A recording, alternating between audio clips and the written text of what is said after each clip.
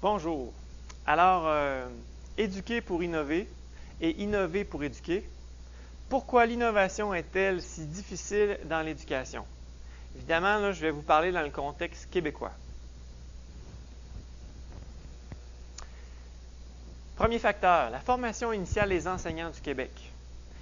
En ce qui a trait aux mathématiques, le parcours de formation initiale des enseignants laisse place à très peu de mathématiques. Il est très facile d'éviter les mathématiques et en prendre vraiment un minimum. Il en résulte une cohorte d'enseignants qui sont souvent inconfortables avec les mathématiques parce qu'eux-mêmes ont des carences didactiques. Ça crée un obstacle pour l'enseignement. Deuxième facteur, les pratiques pédagogiques en mathématiques. Je vais faire un parallèle avant la réforme puis maintenant où on est rendu. Alors, les pratiques pédagogiques, nos enseignants, pour la plupart, ce qu'ils ont vécu comme pratique comme enfants, puis maintenant qu'ils répètent aussi avant la réforme, c'était un dispositif qui était enseignement théorique, exemple, exercice, correction. C'était très dirigé, avec ses forces et ses limites. On avait, au tout début de leur jeune âge, on avait de la manipulation un peu. C'est un peu de manipulation pour du dénombrement, sens des nombres, un peu d'opération. Mais très rapidement, on se retourne vers du papier-crayon. Et puis si je vais un peu plus vieux, vers les 7, 8, 9 et 10 ans, on est surtout dans du papier-crayon. On fait des opérations, on manipule des chiffres, on applique des trucs. On escamote beaucoup la compréhension, la construction de sens. Maintenant, avec la réforme, de plus en plus d'enseignants sont ouverts à l'idée de créer le besoin d'apprendre chez l'enfant, présenter une situation plus complexe qui fait intervenir plusieurs notions, qui devient une toile de fond pour faire après ça de l'enseignement magistral. Enseigner parce qu'on a besoin d'apprendre, ça permet à plus d'enfants d'adhérer et de mieux cheminer. Bien sûr, nos élèves qui vont bien apprennent bien, peu importe la façon, mais nos élèves fragiles ont besoin de davantage de sens. Fait qu'on en est là dans nos pratiques. Mais ça n'enlève pas l'inconfort du manque de formation didactique. Un clin d'œil important dans un contexte où vous mettez en place une réforme ambitieuse, une belle réforme, il faut comprendre des embûches qu'on a eues. Vous verrez si c'est pertinent pour vous. On avait au tout début un courant de pensée qui était, je dirais, socio-constructiviste, très puriste. C'est-à-dire que on capitalisait beaucoup sur le fait que chaque enseignant devait saisir les occasions de la classe et de son environnement pour créer des situations d'apprentissage authentiques. Ça a été un fiasco. Ça s'adresse à vraiment une infime partie des enseignants. Nos enseignants ont peu de disponibilité de temps, d'énergie, de connaissances pour être aussi souples dans leur façon d'enseigner. Avec autant de diversité, autant d'élèves, il faut arriver à des choses beaucoup plus terrain, beaucoup plus pratico-pratiques. Ça nous amène peut-être à un éclairage que je trouve intéressant. Alors, il y a l'Université de Moncton qui ont modélisé une démarche d'implantation en 5 étapes. Je trouve qu'elle fait écho, qu'elle place le changement dans une dynamique plus humaine parce qu'on ne peut pas faire de changement sans changer les pratiques de nos enseignants. Fait de reconnaître où ils sont rendus, c'est le début du changement. On ne peut pas faire de changement sans une preuve. Avec un changement aussi important qu'on s'apprête à demander aux enseignants, il faut s'assurer d'en faire la preuve. Je pense que c'est une étape qui est relativement facile à mettre en place. Mais il faut être prêt à accueillir la prochaine étape. La peur. La peur parce que oui, on peut bien être d'accord sur la nécessité de changer. On est d'accord avec la vertu, mais comment faire avec 60 élèves, 5 niveaux, monde rural, défavorisé? On veut être sûr d'avancer dans quelque chose où on va atterrir. On veut lancer un avion qui va atterrir, qui ne va pas s'écraser. Pour franchir la peur, il y a une étape personnelle. Les enseignants doivent avoir accès à des formations, des connaissances, à Internet, des livres. Ils doivent s'approprier des réponses, trouver des réponses à leur peur, se faire rassurer. Ça nous amène à une autre étape, celle pédagogique.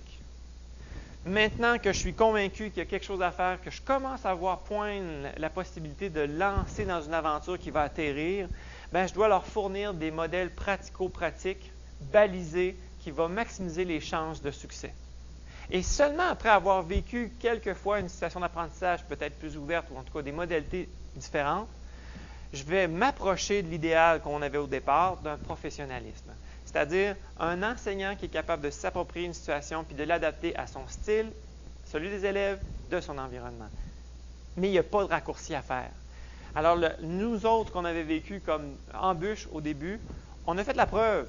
On avait un taux de décrochage, d'échec scolaire, entre autres des garçons, qui était astronomique à la fin du secondaire. Il fallait réagir. Fait que ça, la preuve était faite.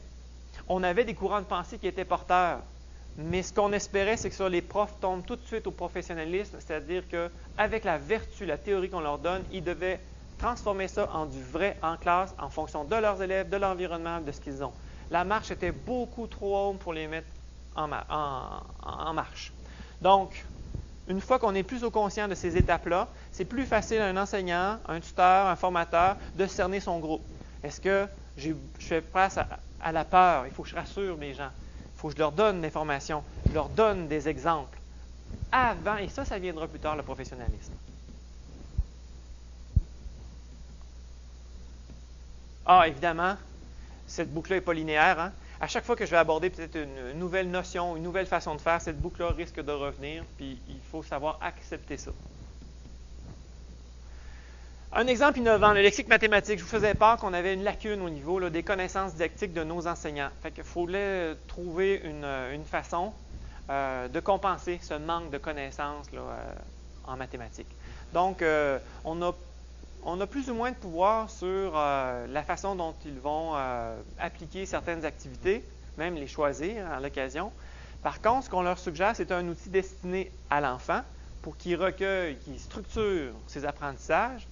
Mais le point innovant, c'est que oui, ça permet de garder mémoire à l'enfant de ses connaissances, mais ça guide aussi des façons d'enseigner à l'enseignant. Fait que si je prends l'exemple, une bête noire ici, la fraction, bien, quand un enseignant voit ce lexique mathématique-là qu'il fera compléter par l'enfant, bien, ça le force à ouvrir sa représentation de la fraction. Ça sort on va au-delà de juste représenter numérateur, dénominateur, l'aspect théorique qui est assez classique, mais on vient l'ouvrir sur les deux façons de présenter la fraction, celui d'une collection d'objets, d'une région, d'une surface, et de diversifier les façons de présenter le partage de cette région-là. Ça amène plus d'efficacité dans l'enseignement. La prochaine étape, la formation continue 2.0. Ce qu'on souhaite voir, c'est une version web dynamique de notre lexique mathématique qui va intégrer de courtes capsules vidéo, des courtes capsules didactiques, des suggestions d'activités, de manipulations à faire avec les élèves pour favoriser des pratiques plus efficaces en classe. Ça va nous permettre d'avoir un outil de formation continue qui est centré sur les besoins des enseignants, disponibilité en tout temps, explicitation des connaissances, processus et pratiques, puis qui facilite une mise en commun et l'accès de l'information. Si on trouve plein de solutions, on les fait converger à un endroit avec un seul outil, rapidement on a accès à ces compléments de formation-là sur mesure. Merci. Alors, je terminerai ma présentation avec un court témoignage d'une enseignante qui l'utilise dans une classe de 3e année, donc des enfants de 8 ans, le lexique mathématique.